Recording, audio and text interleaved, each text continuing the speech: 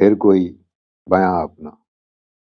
میرے والد محترم 1963 میں ہمیں ناڑا ضلع کیمبر پور سے لیا لے گئے۔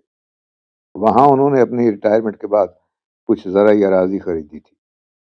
ہمارا گھر محلہ چانڈیا والا میں تھا۔ میں نے اپنی تعلیم کا آغاز اسی محلہ کے ایک پرائمری اسکول سے کیا۔ یہ اسکول بستی کوٹانہ کے ساتھ واقع ہے۔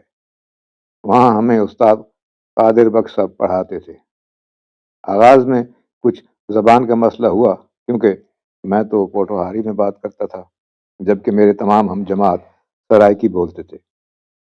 میں نے بہت جلد سرائکی سیکھ لی۔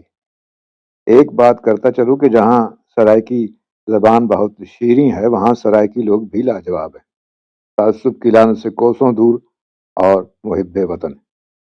یہی وجہ ہے کہ مجھے لیا کو چھوڑے 35 برس ہو گئے ہیں، مگر اب بھی لیا میرے جسم میں خون کی طرح دوڑتا ہے۔ جب میں ایم سی ہائی اسکول لیا میں 6ٹھی جماعت میں داخل ہوا تو وہاں طلبہ کے لیے ایک میگزین نور العلم کے نام سے چھپتا تھا۔ عقیل عربی اس کے انچارج تھے۔ میں نے ایک مضمون لکھ کر ان کو دیا جس کا عنوان معیار تھا، جو ناقابل اشاعت کی فہرست میں آ گیا، جس کا مجھے بہت قلق ہوا۔ اگلے سال یعنی 7ویں جماعت میں میری ایک نرم شرارتی لڑکا نور العلم کی زینت بن گئی۔ اسی سال میری ایک کہانی ایمانداری کا صلہ کو لیا کے 7 روزہ نوائے تھل میں ارمان عثمانی صاحب نے جگہ دے دی۔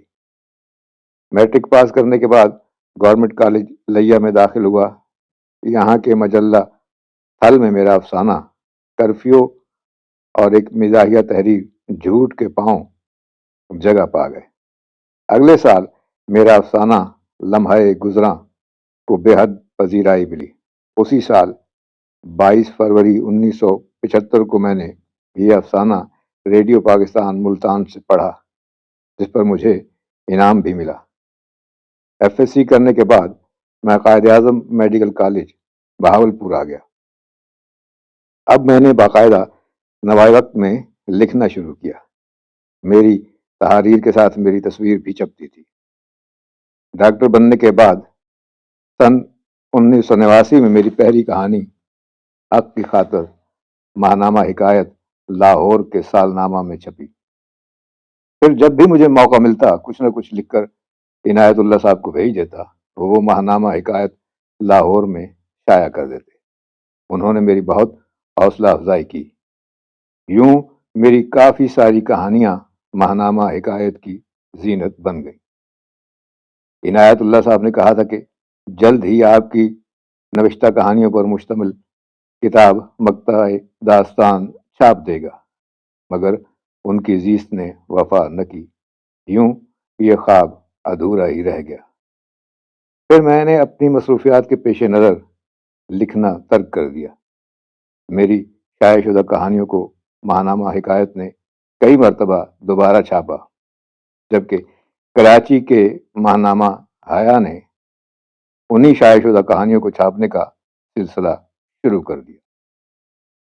بہرحال اب کچھ عرصہ سے میرا پسر عزیز ڈاکٹر سید حسان بخاری، جسے خود بھی پڑھنے کا بے حد شوق ہے اور اس نے گھر میں شاندار لائبریری بھی بنا رکھی ہے، نے مجھے آمادہ کیا کہ میں اپنی تحاریر کو کتابی شکل دے دوں۔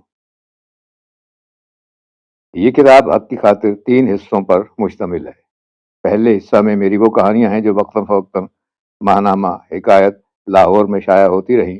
دوسرے حصہ میں میری شروع کی نگارشات اور چند خاندانی سرٹیفکیٹ ہیں، جنہیں کتاب میں ڈال کر اس خاندانی ورثہ کو محفوظ کرنے کی صحیح کی گئی ہے۔